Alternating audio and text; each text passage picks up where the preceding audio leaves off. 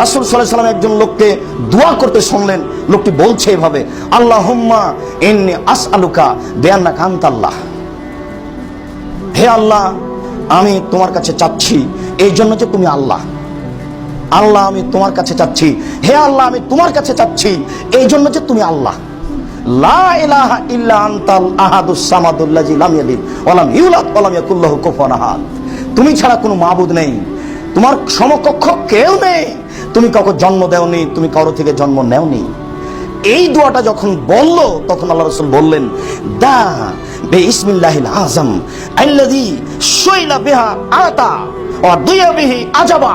এই লোকটি এমন আল্লাহর বড় নামের মাধ্যমে প্রার্থনা করেছে, এই দোয়াটি এত বড় দোয়া, এর নাম ইসমে আজম। ওরা বলছে যে দোয়া ইউনুস ইসমে আজম, ওরা বলছে যে মুসার দোয়া দোয়া ইসমে আজম, ওরা বলছে সুবহানাল্লাহ ইসমে আজম। জি না, সব মিথ্যা কথা। এই দোয়ার নাম হলো ইসমে আজম। আল্লাহ রাসূল নিজে বলছেন, মুসলিম, আল্লাহ রাসূল নিজে বলছেন, ফাদাল্লাহ, লোকটি দোয়া করেছে বে ইসমিল্লাহিল আযম, ইসমে আজম দিয়ে। লোকটি দোয়া করেছে ইসমে আজম দিয়ে। ফায়েজা শুইলা আতা, ফায়েজা শুইলা বিহি আতা, এর মাধ্যমে চাইলে তাকে আল্লাহ দিবেনি।